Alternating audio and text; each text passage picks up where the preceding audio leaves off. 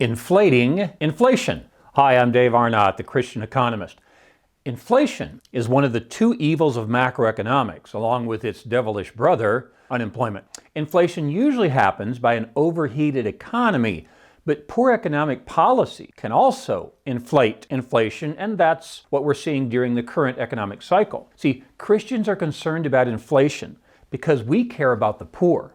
Now, see, at first glance, you might think inflation causes more pain for those with more money, because inflation is a measure of the decrease of the value of money. But here's what Henry Hazlitt wrote in his book Economics in One Lesson in 1946. Inflation is a form of taxation. It is perhaps the worst possible form, which usually bears hardest on those least able to pay. It is tantamount to a flat sales tax of the same percentage on all commodities, with the rates as high on bread and milk as on diamonds and furs. The poor are usually more heavily taxed by inflation in percentage terms than the rich, for they do not have the same means of protecting themselves by speculative purchases of real equities.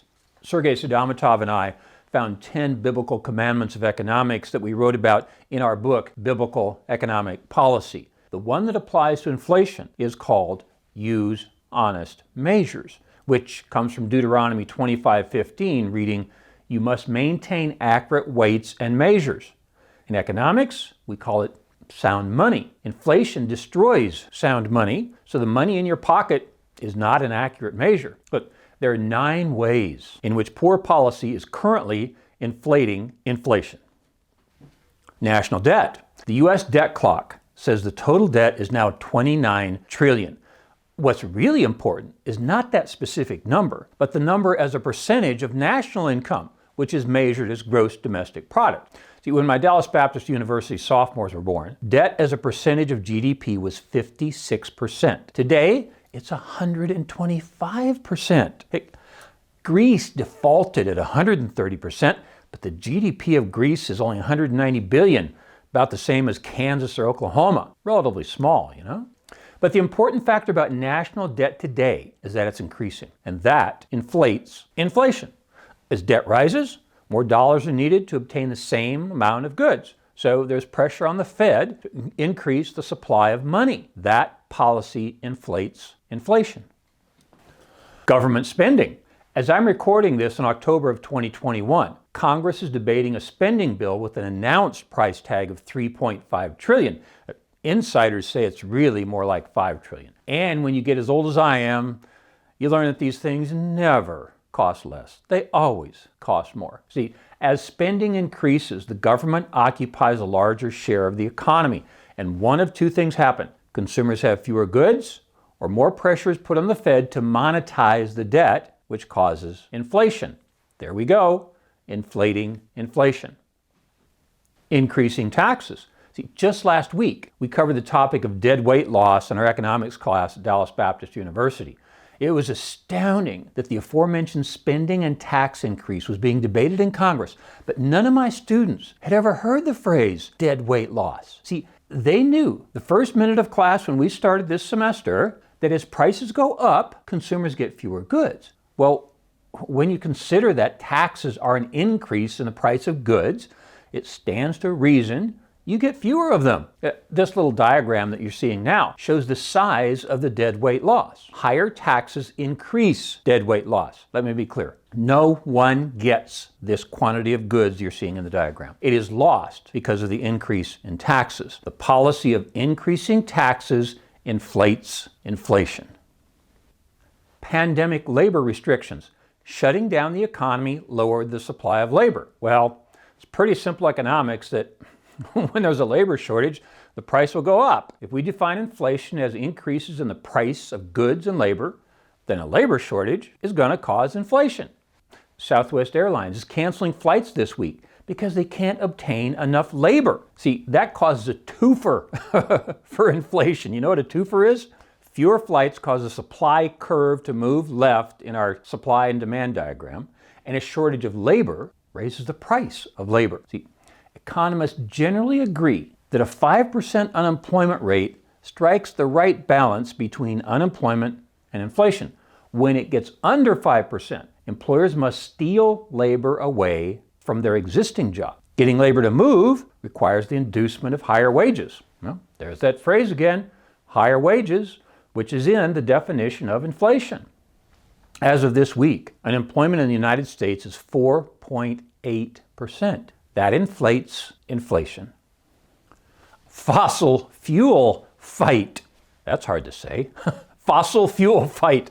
I've unpacked some details about the complex relationship between the Christian worldview and energy supply in podcast number 38, titled Energy Stewardship. A Wall Street Journal editorial denounced the poor policies that have led to an increase in the price of crude oil. Crude oil prices have doubled since November, $83 a barrel. But U.S. producers have been slow to revive output as the Biden administration is threatening the oil and gas industry with a panoply of taxes and regulation. Producers aren't going to drill more wells today, even at today's high prices, if they don't think they'll produce future profits. Oil is an input price for everything that gets transported, so that will contribute to inflation. Suppliers of oil have moved the supply curve left in anticipation of higher taxes and increased regulation from the Biden administration.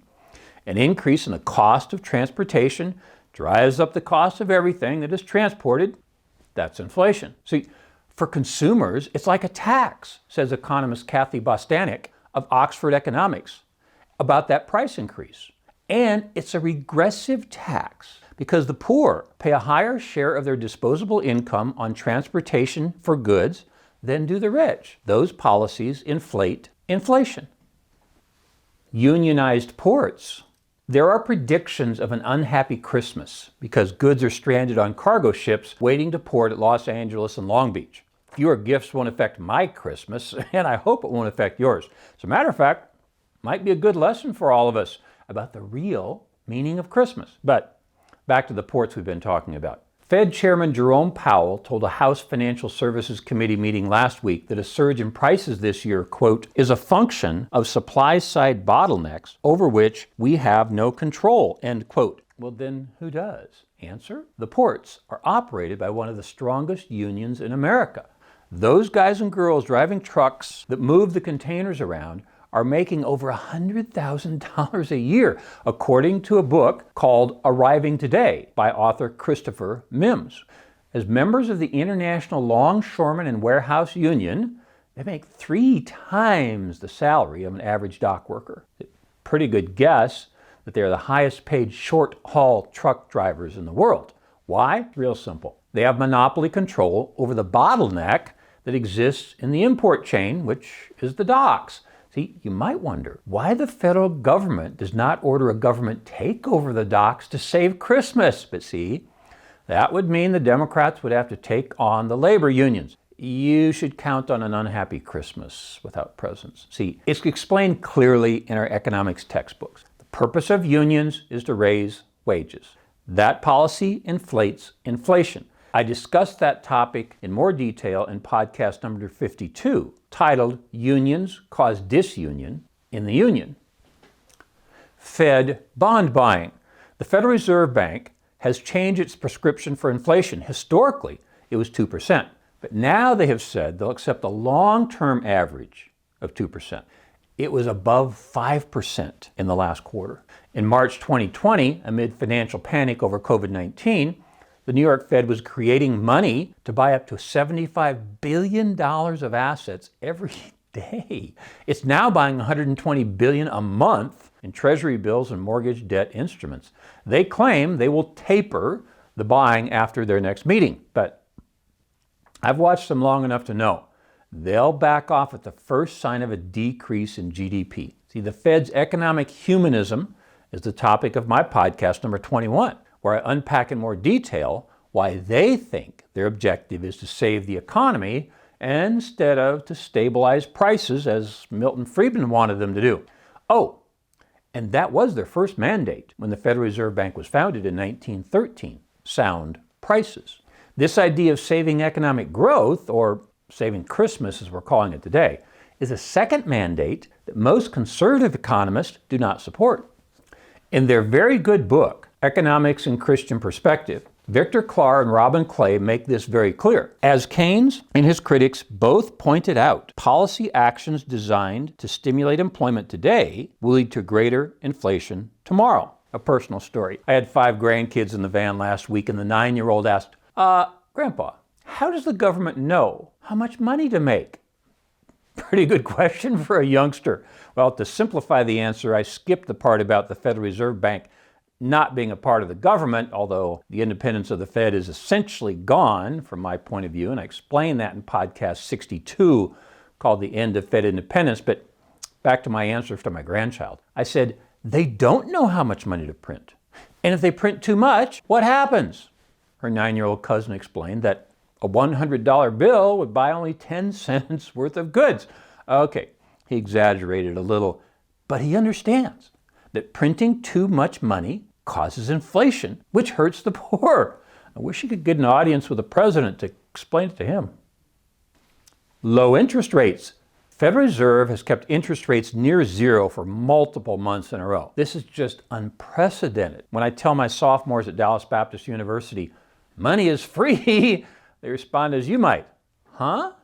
Oh, okay, it's not free, but you can borrow it almost interest-free. Even before the pandemic, 3 central banks had negative interest rates. The European Central Bank, Norway, and Japan. But back to the Federal Reserve Bank of the United States.